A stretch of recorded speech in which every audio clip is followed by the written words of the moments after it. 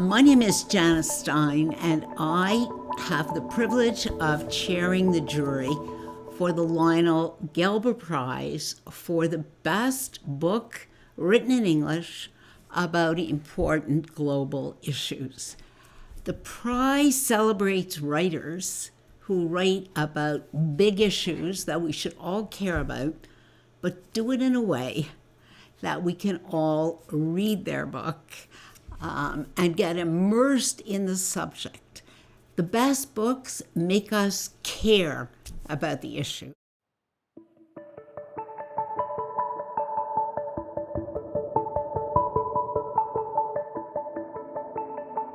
I am just delighted to welcome Emily Bass to this discussion. Emily is the author of To End a Plague, America's Fight to Defeat AIDS in Africa. It is one of our 5 shortlisted, and I would say celebrated books this year. It is frankly a compelling and gripping read. I told Emily just before we started this podcast that I thought I would take a week to read it. I started, and it took me 2 evenings because I could not put the book down. So welcome, Emily, to our conversation. Start us off by telling me what compelled you to write this book. Why did you write this book? First of all, thanks so much. It's an honor and a pleasure. It's great to be talking to you and to be shortlisted in such tremendous company on this shortlist from such a wonderful prize. So thank you. I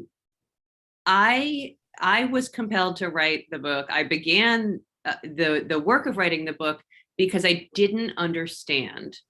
We're back in 2003, 2004, and I had been part of an AIDS activist movement in the US that was very engaged in trying to secure access to medications, to AIDS medications for people in low and lower middle income countries where the pandemic was raging and the medicines needed to turn HIV from the often a death sentence leading to AIDS to a chronic condition. The medicines weren't available, and they'd been available in the United States and in wealthy countries, largely for people with insurance or access to them. So there were access issues in the US, but they had been available since 1996, and they were not available in large parts of the world. And we had the same conditions of medical apartheid that we have now with COVID. And in 2003, in the January State of the Union, President Bush surprised us all by announcing the largest disease-specific foreign aid initiative in American and world history. And it called PEPFAR, the President's Emergency Plan for AIDS Relief. And I had come up through an AIDS activist community. I wrote within it and for it. I worked in solidarity. And the people closest to me had also been instrumental in advocating for a multilateral fund, the Global Fund. And they frankly hated Bush's initiative and hated PEPFAR. And that is an amazing story in itself in the book, Emily. And it's turned into, I think, the thing that President Bush is best remembered for. No, it is. And legacy. It was easy to see why people hated it. And just to sort of, I have a little bit of a contrarian streak. I think if you're going to do long-term journalism or reporting, it's because you don't want to take things for granted, or you don't take I thought, why is this bad and Global Fund good? What do we really know about how foreign aid for global health works?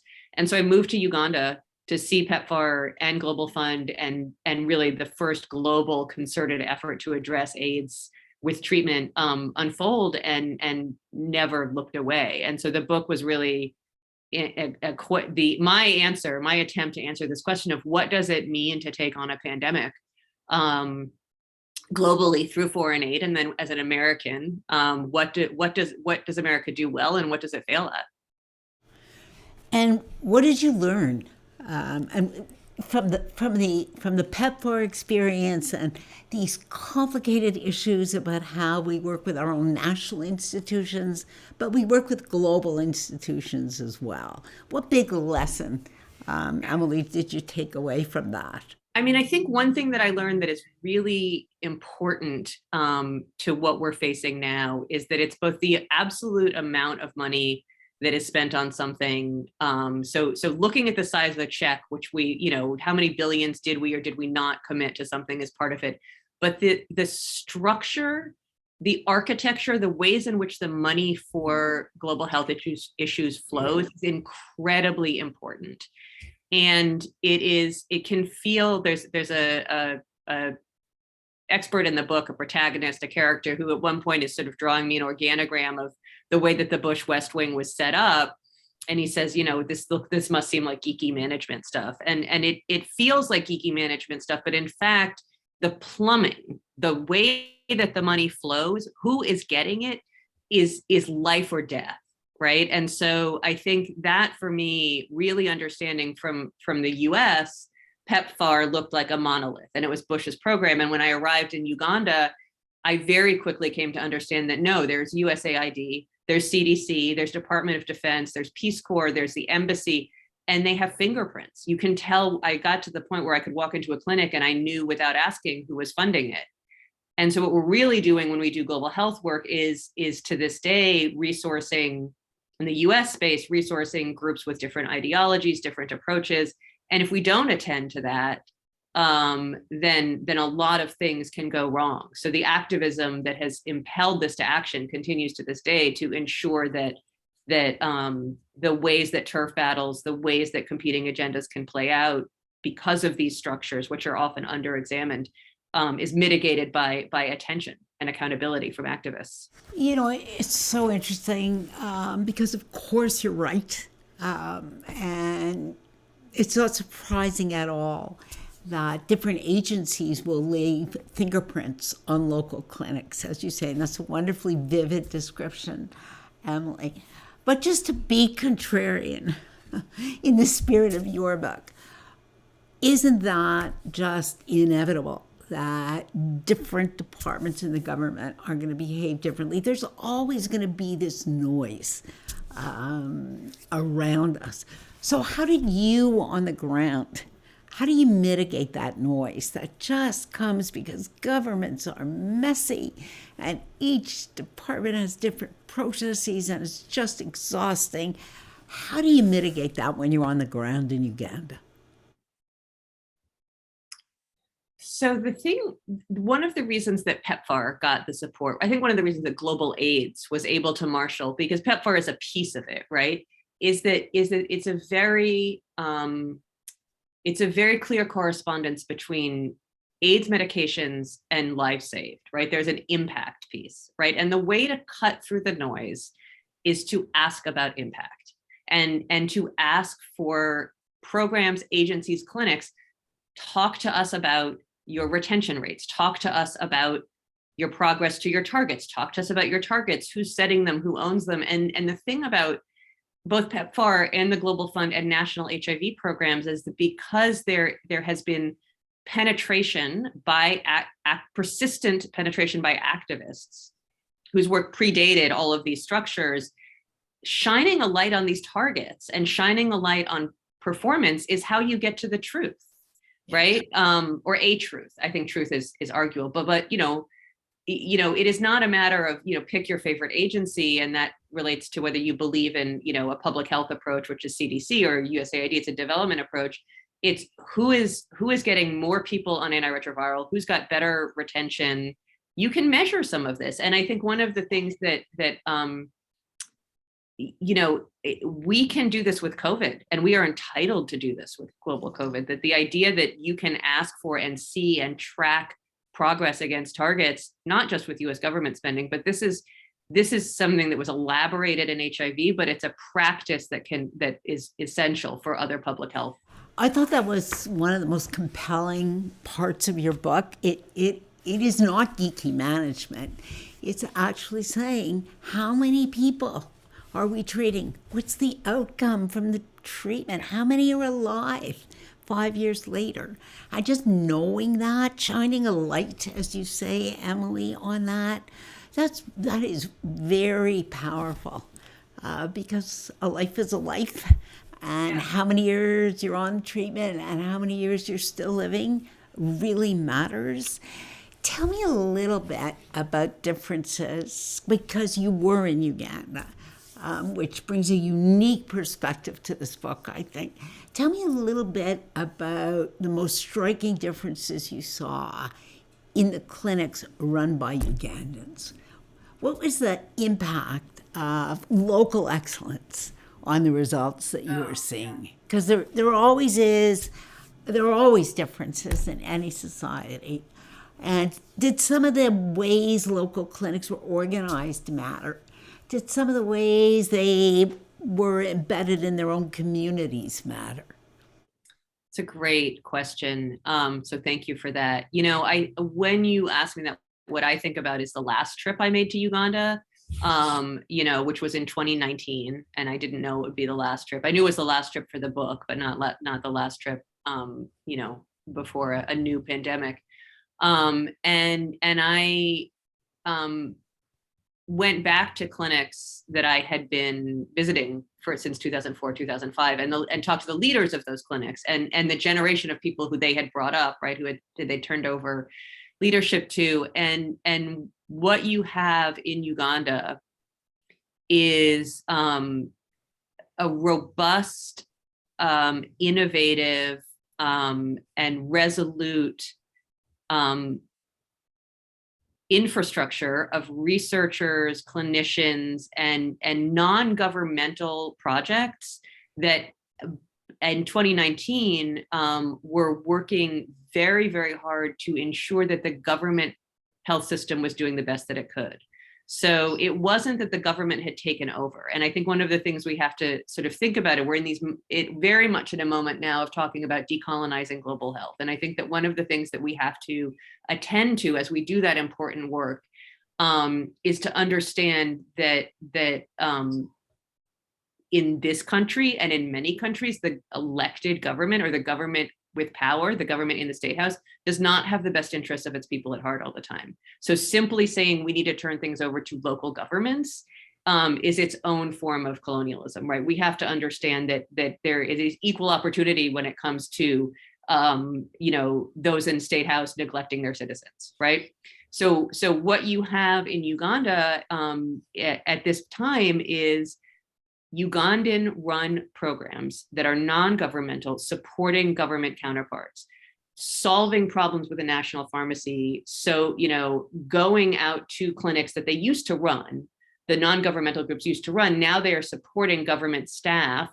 And a lot of what they're doing is they were doing the last time I was there. I mean, it's changed dramatically with COVID, but is essentially sort of this thing that we were just talking about with the data and the aha moment of, is sort of sharing back with the person who's in charge of TB case management.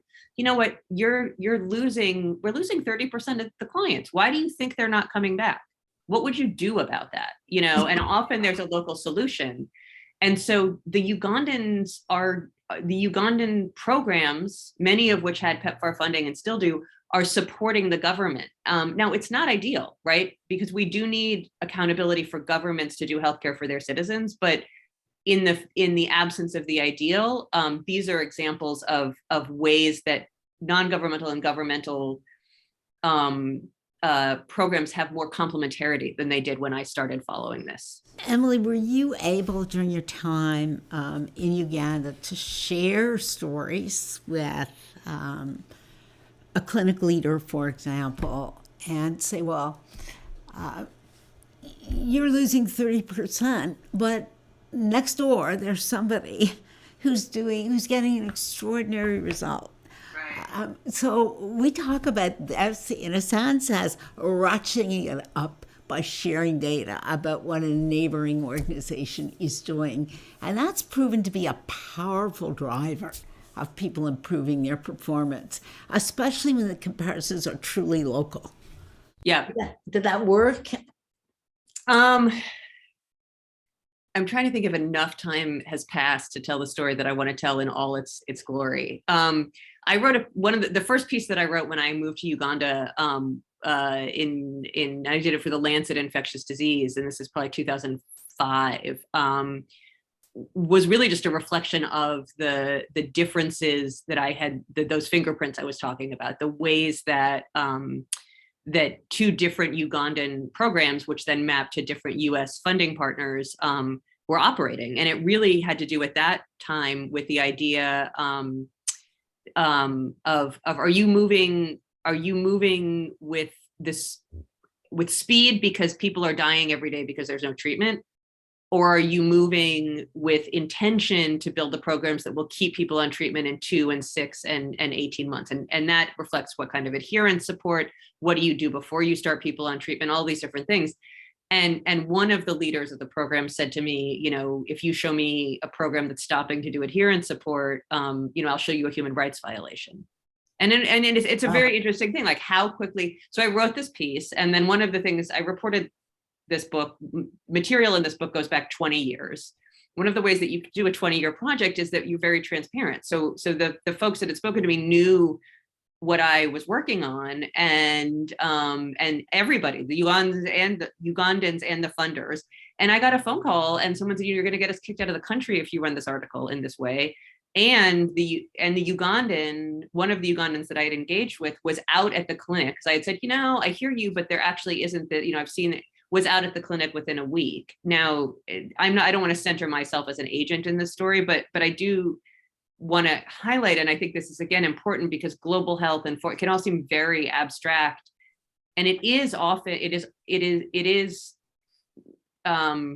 at the country level very dynamic, very personality driven, and very interesting to be in conversations and doing exactly what you're saying, like, hey, I noticed this, and so yeah, I did. And I also did change that article a little bit, rather than, because what you're doing is watching folks solve problems in real time. And there's different ways to approach journalism, but my intent at that moment was not to sensationalize, but actually to really try to understand what was happening. And then frankly, to have people keep talking to me so that I could keep understanding. Yeah, I think that's such a powerful thread in the book, and I think it's so applicable to COVID, which we're not yet fully through with in any sense of the word. But it is watching people solve problems in real time. And there's not a standard cookie cutter recipe to do this. And just watching that and making that happen, because solutions always happen on the ground. And that's what comes through in your book. Emily, tell me, of the people that you write about in the book, such a rich narrative that we have here, who stays in your mind? Who's the most compelling character in this story that you tell from Uganda? Who did you like hanging out with? Maybe that's a better way of asking. I mean, so the book begins and ends with these 4 women. It's dedicated to 4 women: Yvette, Lillian, Sissy, and Millie. And I am so lucky that they are all still my friends, and begins and ends. They're all women living with HIV. They're all activists. They've all made different choices about where and how they do their activism. And they've all also been incredibly good friends to me. They have been family. They have been sources of support, wisdom, solidarity, learning about how to show up and how to be an activist. And they stay with me. I mean, they just do. They stay with me every day, in the sense that we're in touch. It probably was, in many sense, a life-changing experience for you. The friendships that you formed with people that you worked with on the ground during these years. We often don't talk about how these projects enrich us, but they do. Yeah, they do. No, they do. And I think that one of the things, this book is not so secretly also a feminist text and a feminist project. And one of the sources of our friendship and our solidarity has been around articulating and re-articulating and making and sharing space together in rooms that we have access to, some of us have access to, others don't, to continuously work against the erasure of women's embodied realities, right? And many people have embodied realities. So there's the epidemic is raging in what the public health establishment calls key populations. Now it's driven by, so LGBT folks, sex workers, people who inject drugs. There's a lot of, there's identity and lived reality. What we have in common, the 4 women I named are cisgender women. I am also a cisgender woman, and navigating your reproductive decisions, navigating the ways that you are and aren't respected professionally, navigating the ways that childbearing doesn't allow you to be ambitious, navigating the ways that standing up for what you believe in a meeting gets you labeled, nasty or not, aggressive. Right? I mean, aggressive. So the shared, finding solidarity in a space of shared identity, and that's been very interesting, I think, for all of us to navigate across class, race, geography, HIV status. Emily, this is such a serious book. This plague was so devastating. And it was our first real encounter with plague in modern times. Yeah. And yet, you describe the book as fun. Where did you find fun in this story? Oh, that's another great question. Human beings are interesting, right? Human beings are interesting. Foreign policy, foreign aid, I think it can feel alienating, it can feel impenetrable. I mean, or it can certainly feel arcane and dry, right? It's fun to win things. It's fun to change things, right? It's fun to, make what Congressman John Lewis, rest in power, would say, make good trouble. It's fun, right? I mean, and on some level it has to be, because the stakes are incredibly high, and we just, maybe we'll talk in a little bit, I was saying before we started, half an hour ago, we got devastating news about Congress, in the US deciding not to appropriate additional funds for global and domestic COVID. That's not fun.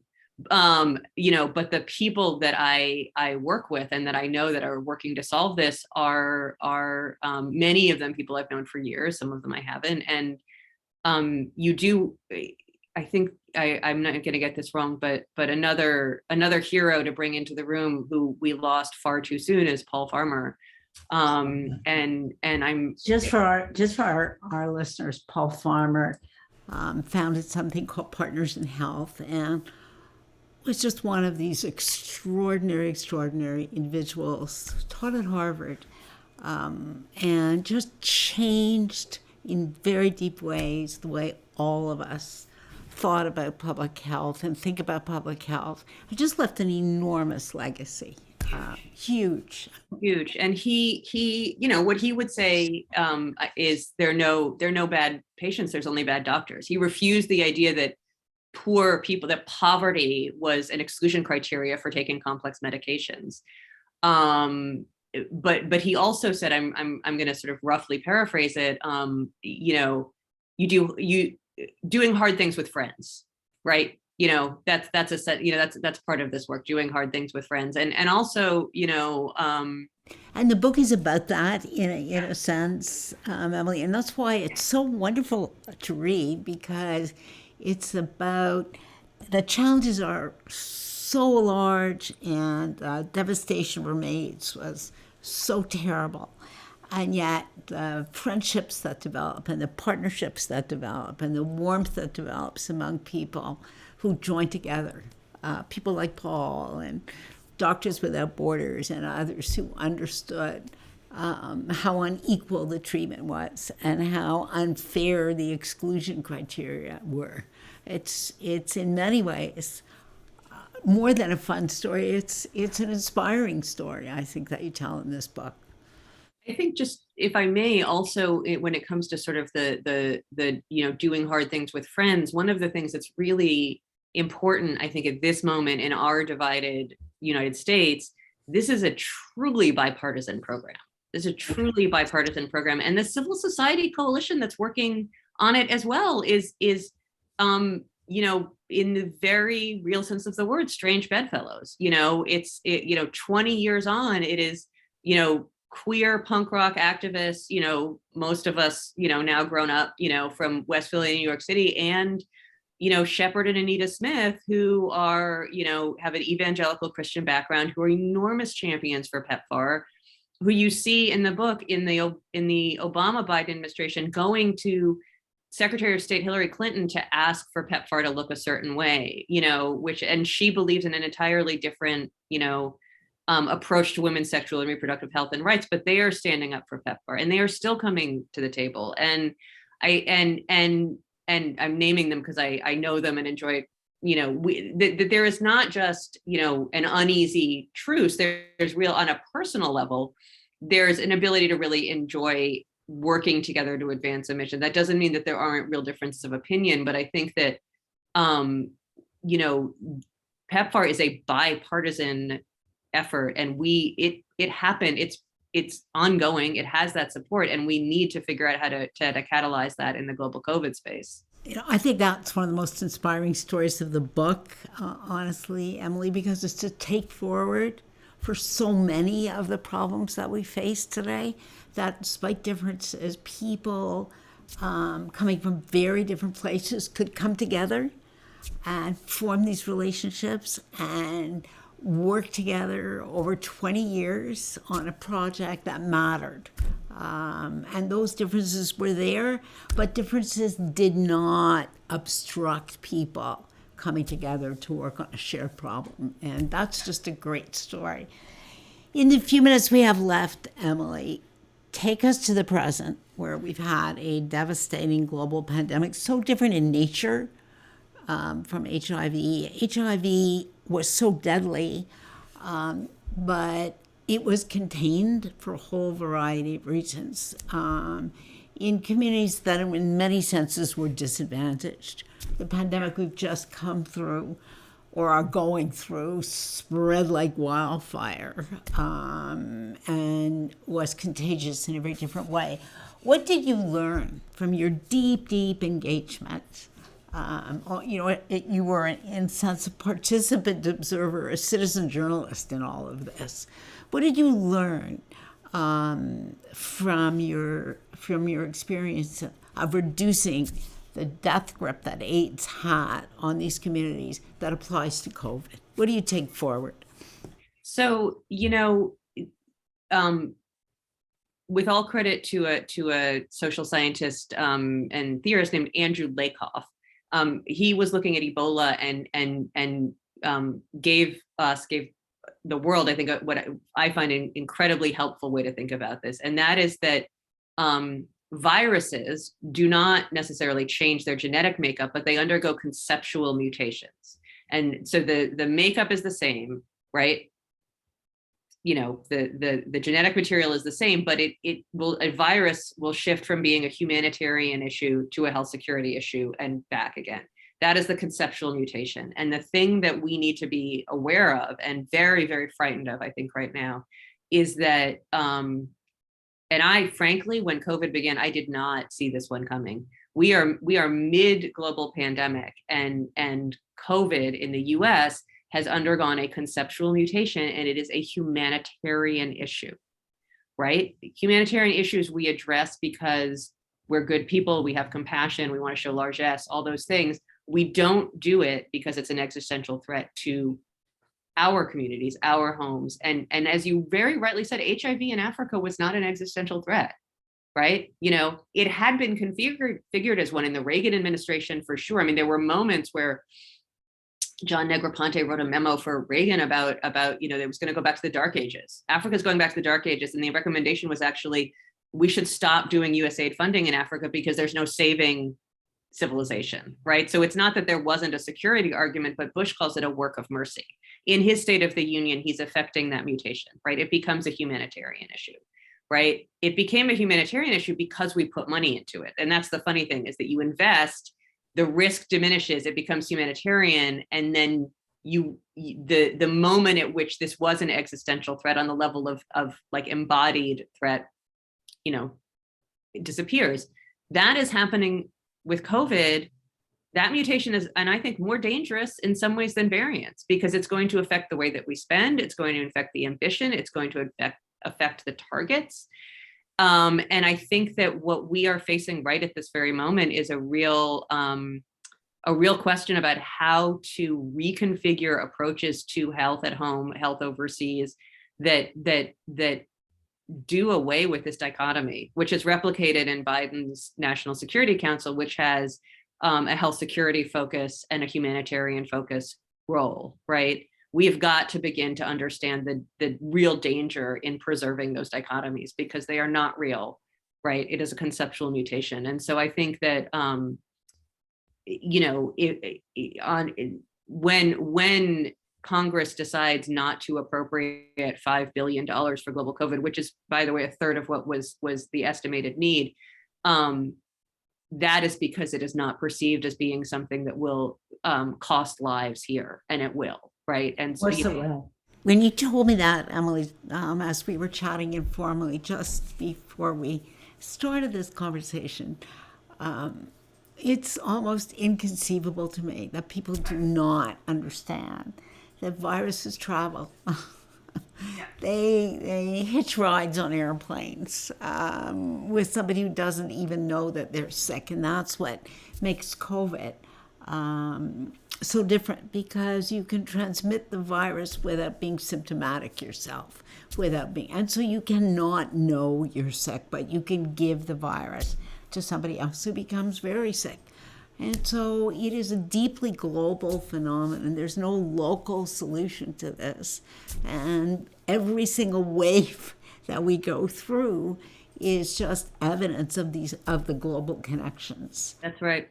And without a global solution, there are no local solutions except the kind of restrictive measures that contain for the moment, but do no more than that. Well, and I think that the thing that's also, I was going to write this book regardless and started it before COVID, obviously, but it has a relevance now that I would frankly prefer that it not have. I think it's still worth reading, but we can do something different. We can do something different. It is possible to have impact on a plague. It is possible to set targets, to work with countries, to go community by community, to work with those most impacted to come up with solutions. It has been done. And PEPFAR has done it very successfully. Global Fund funded programs. We can do it. And what we are doing is not putting money into PEPFAR, not building on that infrastructure, speaking just from the US government, and not even really anteing up the money overall for a comprehensive global response. And we do that at our literal peril. Those of us, the we there is those of us in wealthy nations. Right. We do that at our literal peril. I think that's, the most powerful takeaway from the book, Emily, that these are global challenges. Yes, the solutions are local, but there are no local solutions that really work unless there's a global effort, which is the story of To End a Plague. I can only say to listeners, if you read one book, read this book. It speaks to one of the biggest global challenges we have, but it also speaks to everybody's life right now, and to the interconnectedness of our lives, and to the capacity to do what you just said, Emily, to set targets, to shine a light, to measure, and to have an impact. So thank you for writing this book, Emily. I can tell you, as somebody who's shared this story for many years, we pick great books, but this book stands out. It speaks to one of the biggest issues that we face in an ongoing way. So thank you for the book, and thank you for the work that you did for 20 years that went into the book. It's just a privilege to spend time with you. Thank you so much. It's just an honor, and it's been a privilege to talk to you, and also to be able to lift up the work, the ongoing work of this activist movement, which includes the clinicians, the doctors, the nurses, the community health workers, To do work that is about health equity is to do activist work, and it's been a privilege to be part of it. And we are nowhere near finished. We are not anywhere near finished. Thanks so much, Emily. Thank you too.